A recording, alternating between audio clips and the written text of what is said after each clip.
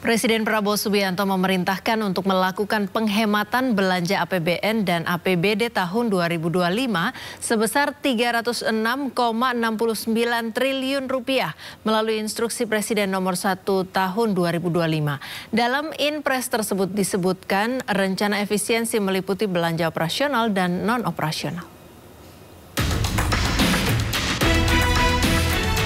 Presiden Prabowo Subianto memerintahkan untuk melakukan penghematan belanja APBN dan APBD tahun 2025 sebesar Rp306,69 triliun.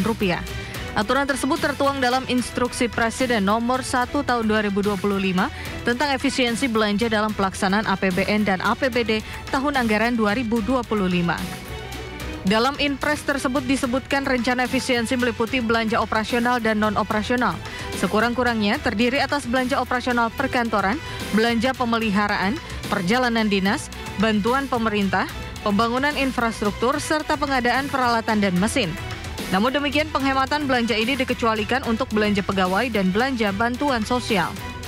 Dalam instruksinya, Prabowo meminta efisiensi belanja sebesar Rp306,69 triliun ini dilakukan dengan cara review masing-masing atas anggaran belanja di kementerian lembaga sebesar Rp256,1 triliun dan dana transfer ke daerah sebesar Rp50,59 triliun. Efisiensi belanja diprioritaskan selain dari anggaran yang bersumber dari pinjaman dan hibah, rupiah murni pendamping kecuali tidak dapat dilaksanakan sampai dengan akhir tahun anggaran 2025. Anggaran yang bersumber dari penerimaan negara bukan pajak Badan Layanan Umum, kecuali yang disetor tahun anggaran 2025 ke kas negara, serta anggaran yang bersumber dari surat berharga syariah negara dan menjadi underlying asset dalam rangka penerbitan SBSN. Prabowo meminta seluruh Menteri Kabinet Merah Putih menyampaikan hasil identifikasi rencana efisiensi anggaran kepada mitra komisi di DPR RI untuk mendapat persetujuan.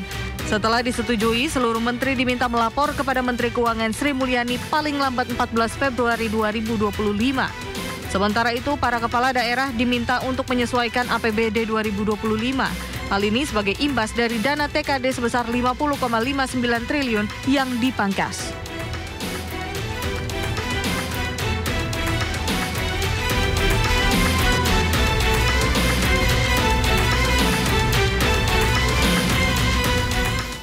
Komisi 4 DPR RI mempertanyakan rencana Kementerian Kehutanan yang akan mengubah 20,6 juta hektar hutan cadangan di Indonesia menjadi area pertanian dan sumber energi.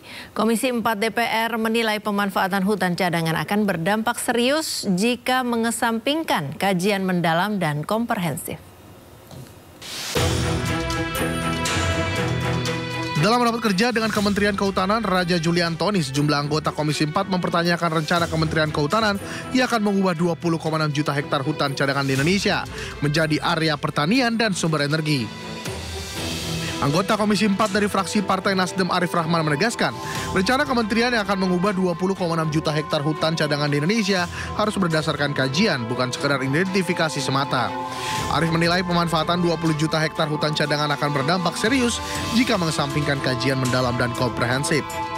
Karena ini harus ada kajian yang mendalam, Pak, bukan hanya identifikasi. Karena Bapak di media menyampaikan berdasarkan identifikasi saya, ya kan, lahan ini bisa menjadi lahan untuk ketahanan pangan dan air gitu loh. Nah ini harus jelas karena kalau identifikasi itu menurut saya tidak memenuhi unsur. Karena ini tidak boleh serampangan masalah hutan ini. Karena dampaknya di kemudian hari ini akan jadi masalah buat masyarakat.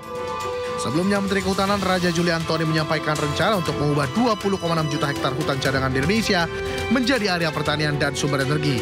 Rencana tersebut dinilai bukan merupakan perusakan hutan atau deforestasi, namun memaksimalkan fungsi hutan.